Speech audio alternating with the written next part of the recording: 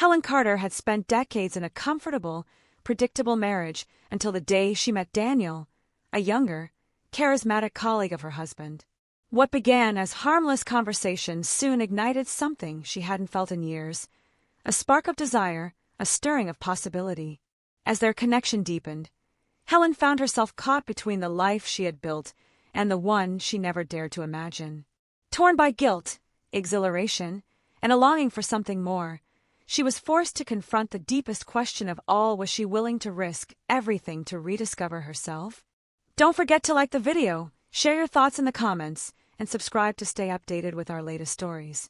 Helen sat at the grand dining table, her fingers lightly tracing the rim of her wine glass. The soft hum of conversation filled the room as her husband, Richard, laughed heartily at something his colleague had said. The dinner party was one of many they had hosted over the years, an elegant affair, carefully orchestrated, with the usual assortment of business associates, friends, and their perfectly polished social routine.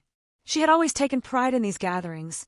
The way she curated the menu, set the table just so, made everyone feel at ease. But tonight, something was different. Or rather, someone. Across the table, seated comfortably in a tailored navy suit, was Daniel Carter. She had heard of him before. Richard often spoke of him, praising his sharp mind and easy charm, but tonight was the first time she had met him in person. He was younger than the rest, perhaps mid-30s, with an air of quiet confidence that set him apart. His dark hair was slightly tousled, his features striking without effort, and when he spoke, there was a warmth in his voice that made people lean in just a little closer. Helen had watched the way he engaged with those around him, attentive, yet unassuming, never needing to dominate the room. And then there was the way he looked at her. At first, she told herself she was imagining it, but as the evening went on, she caught it again, his gaze lingering just a second too long, the subtle tilt of his head when she spoke, as though he were genuinely captivated. She felt something stir in her, something she hadn't felt in a long time. Desire. It was absurd. She was 52, a married woman, a mother, a woman whose life had been neatly arranged in the way that life tends to be after decades of marriage. It wasn't as though she was unhappy. Richard was a good man, stable, reliable, devoted. Their life together was comfortable, predictable. And yet, as she sat there, watching the way Daniel's lips curved into an easy smile, she couldn't deny it. There was something intoxicating about being noticed in a way that wasn't obligatory or habitual. When had she last felt that flutter in her chest? When had someone last looked at her and seen more than just a wife, a hostess, a woman who had long settled into the background? It wasn't just attraction, it was the thrill of being seen. She forced herself to look away, focusing instead on the delicate sip of wine as Richard clapped Daniel on the back, clearly enjoying his company. The conversation had shifted to some upcoming project, something Richard was eager to involve Daniel in. Helen wasn't really listening anymore. She excused herself to the kitchen, needing a moment to breathe. The cool tiles beneath her feet grounded her as she reached for the bottle of wine, pouring herself another glass. "You throw quite the dinner party." She startled slightly at the voice behind her, turning to find Daniel leaning against the doorway. "I thank you," she said, setting the bottle down. "I suppose I've had enough practice." He chuckled, stepping further inside. "Practice or not, you make it look effortless." Helen smiled, though her hands felt oddly unsteady. "I've always believed that a good host makes sure their guests never see the effort behind the evening." Daniel tilted his head, studying her. "And yet, you still seem a little preoccupied." Her breath caught. Was she that transparent? I suppose I'm just tired. These things take more energy than they used to." He nodded, but didn't look convinced. Instead, he stepped closer, just enough for her to notice the faint scent of his cologne, something warm, with a hint of spice. "Stop this," she scolded herself. "I hope you don't mind me saying," Daniel said, his voice lowering slightly, "but I think you underestimate yourself." Helen blinked. "What do you mean?" He gave her a small, knowing smile. "It's just an observation. You seem like someone who's used to making sure everyone else is comfortable, but I wonder, when was the last time someone made you feel that way?" A slow, unfamiliar heat spread through her. She should laugh it off. She should change the subject, steer this conversation back to safer ground. But for the first time in years, she didn't want to. and that terrified her. A voice from the other room called Daniel's name, breaking the moment. He hesitated, as if waiting for her to say something, to confirm that he wasn't imagining this pull between them. But Helen said nothing. With one last lingering glance, he turned and walked away. Helen exhaled shakily, gripping the counter as if it were the only thing keeping her tethered to reality. She was a married woman. This was madness. And yet, as she listened to his footsteps fade, she knew something had shifted. For the first time in a long, long time she felt alive. Helen woke the next morning with a strange, weightless sensation in her chest, like she was balancing on the edge of something she couldn't name. The memory of last night clung to her like the scent of wine on her breath. She lay still for a moment, staring at the ceiling, trying to dismiss the quiet thrill still buzzing beneath her skin. It was ridiculous. A single conversation. A few words. A glance held for too long. That was all. And yet it wasn't.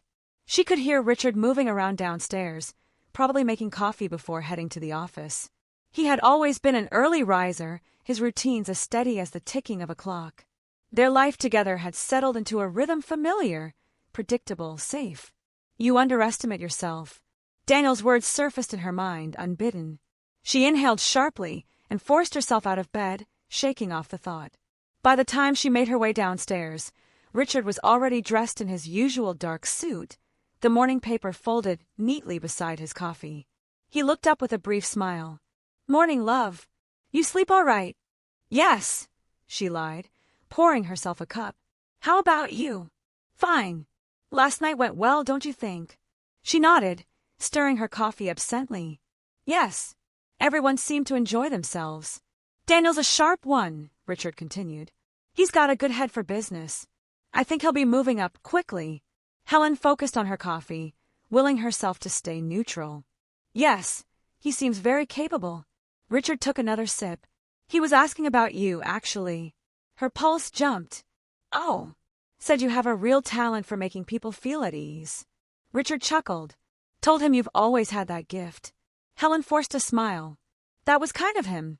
Something in the way she said it must have caught Richard's attention, because he looked at her for a second longer than usual. But then he shrugged, already shifting back to work mode. "I'll be home late tonight," he said, standing. "Meeting ran over, so we're finishing up at the club." "All right," she murmured. He kissed her cheek, a practiced, absent-minded gesture before heading out the door. And just like that, she was alone. Helen exhaled, her fingers tightening around the coffee mug. She should be used to this. The quiet of the house, the long stretches of time where she existed in the background of Richard's life. But last night had stirred something deep inside her. She couldn't just forget. The afternoon sun filtered through the windows of the cafe, casting soft golden light over the wooden tables. Helen had intended to busy herself with errands, to fill the day with tasks that would push all unnecessary thoughts away. But instead, she found herself here lingering over an untouched cup of tea, lost in her own thoughts. The little bell above the door chimed, and when she glanced up, her breath caught. Daniel. He hadn't seen her yet, his attention on ordering at the counter.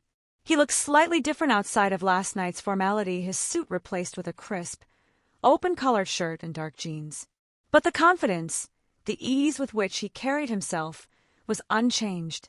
Helen should look away. She should leave before he noticed her. But some stubborn part of her refused to move. Then he turned. For a moment, neither of them spoke.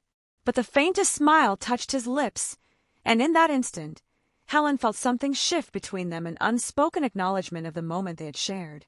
She watched as he picked up his coffee and walked toward her table. "Mind if I join you?" he asked. She hesitated. The right answer was yes. The smart, responsible, married woman answer was yes. But instead, she nodded. Helen hadn't meant to let him sit down. And yet, here they were. Across the small cafe table, Daniel stirred his coffee, his fingers moving with an unhurried ease. Helen forced herself to meet his gaze, trying to ignore the way her pulse quickened. "I didn't expect to see you again so soon," he said, his voice carrying that same effortless warmth she had noticed last night. She gave a small, polite smile. "Neither did I. Do you come here often?" "Sometimes," she said, glancing down at her tea. "It's quiet." He leaned back in his chair, studying her. You like quiet? Helen hesitated. She thought she did. Her life was filled with quiet dinners, quiet nights, quiet routines. But for the first time, she wondered if she had mistaken quiet for something else. I suppose I do, she answered carefully. Daniel tilted his head, as if sensing there was more beneath her words. Last night, he said. I hope I didn't overstep. Helen's breath caught. What do you mean? His gaze was steady. What I said in the kitchen, about someone making you feel comfortable. She should dismiss it, laugh it off, say it was nothing. But instead, she found herself saying, It caught me off guard, that's all. Daniel nodded, as though he had expected that answer. Good. Her eyebrows lifted slightly. Good. He chuckled. That means I wasn't wrong. Helen exhaled, shaking her head. You're very sure of yourself, aren't you? His smile softened. No, but I know when I see something real. A slow, unwelcome warmth spread through her chest. She should stand up, end this conversation before it turned into something neither of them could take back. But she didn't. Instead, she looked at him the way the light from the window cast soft shadows over his face, the way his fingers tapped idly against his coffee cup, the way he seemed completely present in this moment with her. When had she last felt that? She cleared her throat, sitting up straighter. You must be very busy. My husband says you're doing well at the firm. Daniel's expression didn't change, but something flickered behind his eyes. I enjoy my work, he said. But that's not really what you want to talk about, is it? Helen opened her mouth, then closed it again. What am I doing? She was a 52-year-old married woman, sitting across from a younger man, feeling something she should not be feeling. And yet, she swallowed hard. I should go. Daniel's gaze didn't waver. Of course. She stood, reaching for her purse. He didn't stop her, didn't push, just watched her with quiet understanding. But as she turned to leave, his voice followed her. Helen! She froze. Do you want to leave? The question hung in the air between them, weighty and impossible to ignore. She should say yes. She should walk away. Instead, her fingers curled around the strap of her purse, gripping tightly. And for the first time, she didn't know the answer. Helen walked out of the cafe without looking back. The air outside was crisp, a sharp contrast to the warmth that had settled under her skin. Do you want to leave? Daniel's question followed her, looping in her mind as she made her way home. She gripped the steering wheel too tightly, her knuckles white, her breath uneven. It was absurd. She had known this man for barely a day, a handful of hours, and yet, something about him, his confidence, his unspoken understanding unsettled her in ways she wasn't prepared for. By the time she stepped through the front door of her house, she was exhausted. The quiet greeted her as it always did, wrapping around her like a familiar embrace. And yet, for the first time, it felt stifling. She wandered into the kitchen, setting her purse down. The house was immaculate, everything in its place. The clock on the wall ticked steadily. Predictable. Steady. Safe. She had always believed those things were enough. Then why did she feel like something inside her was unraveling? Later that evening, Helen stood in front of her bedroom mirror, staring at her own reflection. Her fingers traced the soft lines around her eyes, the faint creases near her lips. The signs of time, of a life well lived. She had never been one to dwell on aging. She took care of herself. She dressed well, carried herself with quiet confidence. And yet, tonight, she felt different. 4 years, she had played her role effortlessly wife, hostess, steady companion. But when Daniel had looked at her, spoken to her, she had felt something else. Something she hadn't felt in years. Not just attractive, not just acknowledged, seen. A knock at the door broke the spell. Helen! Richard's voice. Steady. Predictable. Safe. She turned quickly, shaking the thoughts from her head. Yes. Richard stepped inside, loosening his tie. Long day, he murmured, heading straight for the bathroom. She watched him move through their space, their home, their life together. The same way he always had. There was nothing wrong with it. Nothing wrong with him. Then why did she feel as if she was standing at the edge of something dangerous? She sat on the edge of the bed, exhaling slowly. This is just a moment. A passing thought. Tomorrow, she would wake up. drink her coffee, go about her day, and she would forget all about Daniel. She had to, didn't she? Helen tried. She tried to push the thoughts away, to let them dissolve into the routine of her life. She focused on the familiar rhythm of her morning's coffee brewing, the quiet hum of the news on television, Richard's brief kiss on her cheek before he left for work. She told herself it was enough, that it had always been enough. But her hand still trembled slightly when she poured her coffee. Because no matter how much she tried to suppress it, the truth remained. She hadn't forgotten Daniel. The days blurred together, each one a quiet battle between who she was and what she felt creeping in at the edges. She didn't see Daniel. Not at the cafe. Not anywhere. And yet he was there. In the way she caught herself checking her reflection more often. In the way her heartbeat stumbled when Richard mentioned the firm. In the way she felt restless in her own skin. Then, on a Thursday afternoon, her phone buzzed with a message. A number she didn't recognize. But she knew exactly who it was. Daniel, I hope I'm not overstepping, but I'd like to see you again. Helen stared at the screen, her heart slamming against her ribs. This is the moment where she could draw the line, where she could choose to forget the pull she felt toward him, to walk away before she risked more than just a few stolen glances and lingering thoughts. She should delete the message, but her fingers hovered over the keyboard, and before she could stop herself, she typed back. Helen, where? Helen wasn't sure what unsettled her more, the fact that Daniel had reached out, or the fact that she had answered. She told herself she wasn't doing anything wrong. It was just a conversation, a meeting, nothing more. And yet, as she parked her car outside the quiet, dimly lit wine bar he had chosen, her pulse betrayed her. She was nervous, not like a woman caught in something she shouldn't be doing. No, that wasn't it. Like a woman standing at the edge of something unfamiliar, something dangerous. She took a steadying breath and stepped inside. Daniel was already there, seated at a corner table. He looked up as she approached, a slow, knowing smile spreading across his lips. You came, he said, standing. Helen hesitated before sitting across from him. I did. For a moment, neither of them spoke. The low hum of conversation, the clinking of glasses, the scent of aged wine, it all settled around them like a cocoon. Then Daniel leaned forward, his gaze unwavering. Are you nervous? Helen exhaled a soft laugh. Should I be? He tilted his head slightly, considering. I think you already know the answer to that. A waiter approached, and Helen was grateful for the brief reprieve. She ordered a glass of red wine, something rich and unfamiliar, something different. Once the waiter was gone, Daniel studied her. Why did you come? Helen lifted her chin. Why did you ask me to? His lips curved at the edges. Because I wanted to see you again. She swallowed. Daniel! I know, he said gently. You don't have to say it. But he was wrong. She did have to say it. Because if she didn't, this would spiral into something neither of them could take back. This can't be anything more than this, she said firmly, even as her voice wavered slightly. Daniel nodded. I understand. But the way he looked at her, the way his fingers tapped slowly against the table, he knew she didn't fully believe her own words. And neither did he. The wine arrived, deep red and tempting. Helen took a sip, letting it linger on her tongue. I feel like I don't recognize myself, she admitted softly. Daniel leaned in slightly. Maybe you're just seeing a part of yourself that's always been there. She met his gaze, her pulse thrumming. She should leave. She should. Instead, she stayed.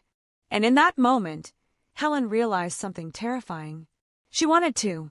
Helen knew she should have left after that first glass of wine. Instead, she stayed for a second, and then a third. Time blurred between sips and stolen glances, between cautious words and dangerous silences. Daniel never pushed. He didn't need to. It was the way he looked at her, like she was something rare, something worth discovering. She had forgotten what that felt like. It was late when they stepped out of the bar. The night air was crisp, carrying the faint scent of rain on the horizon. Helen wrapped her arms around herself, not from the cold, but from the weight of everything unspoken. Daniel stood close, his presence undeniable. Did you regret coming? She turned toward him. The words, yes, I do, should have come easily. They didn't. Instead, she said, I don't know. Daniel studied her for a long moment.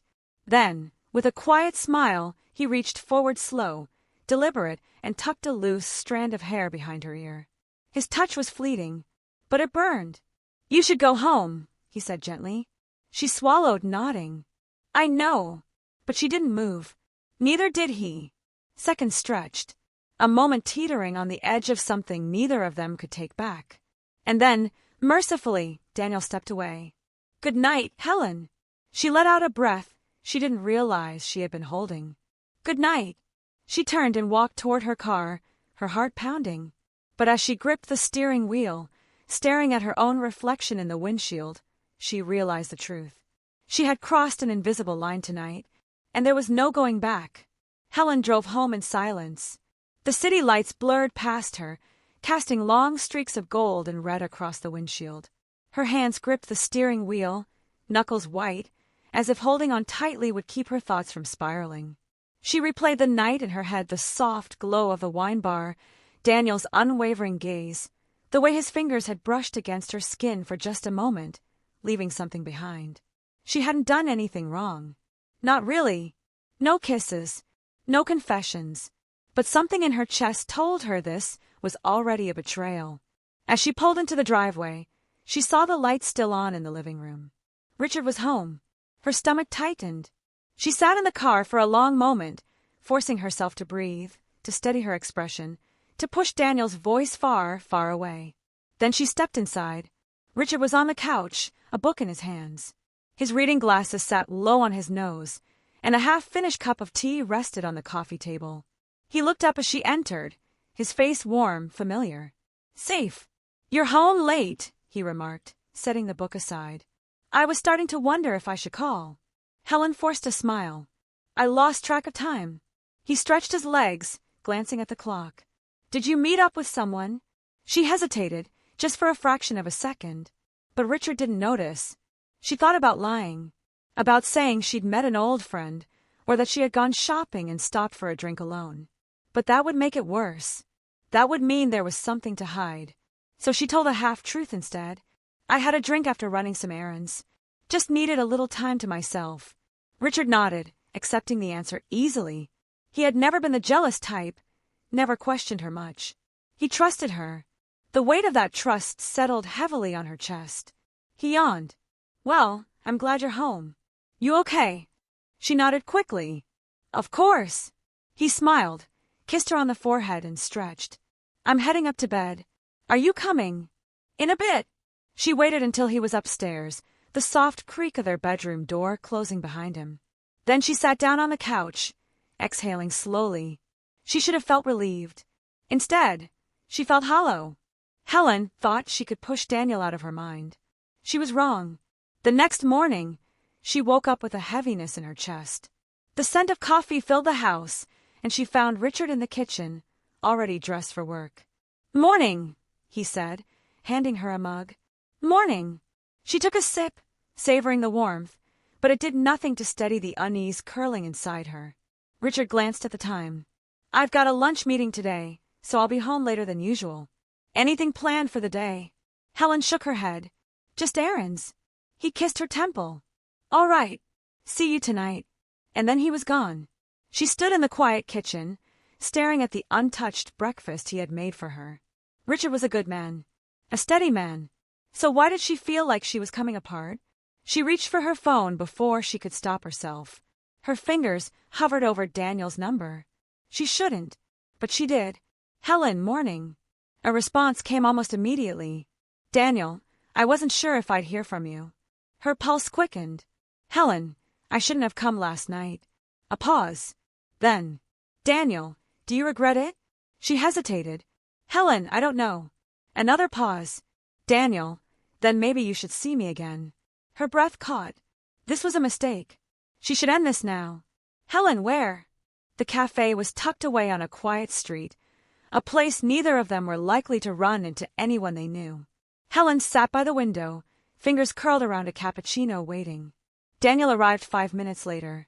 He spotted her immediately, sliding into the seat across from her with that same quiet confidence. "I wasn't sure you'd come," he admitted. Helen exhaled. "Neither was I." He studied her for a moment. "You're thinking too much." She huffed a soft laugh. You don't know me well enough to say that. Daniel tilted his head. Don't I? Helen's fingers tensed around her cup. What is this? She asked finally. His expression remained unreadable. What do you want it to be? She frowned. That's not an answer. Daniel leaned forward slightly. Then tell me, why are you here? Helen opened her mouth, but no words came. Why was she here? Because she felt alive when he looked at her like that? Because for the first time in years, she felt seen? Because she didn't want to let go of something she knew she shouldn't be holding on to? She looked away. I don't know. Daniel's voice softened. Then stay until you do. She should leave. Instead, she stayed.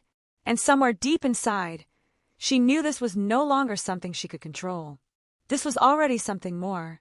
Helen returned home later than she had planned. The moment she stepped inside, the air felt heavier. Richard was home, standing in the kitchen, chopping vegetables for dinner. You're late, he remarked, not unkindly. Everything all right? Helen forced a smile. I lost track of time. He nodded, focused on his task. I was thinking of making pasta tonight. Sound good? She watched him move through the kitchen, so at ease, so certain, so completely unaware. Guilt crept in, sharp and relentless. She walked over, wrapping her arms around his waist from behind. Richard chuckled. What's this for? I don't know, she murmured. I just appreciate you. He turned in her arms, smiling. I appreciate you too. He kissed her softly. Helen kissed him back. But as she did, she couldn't escape the truth.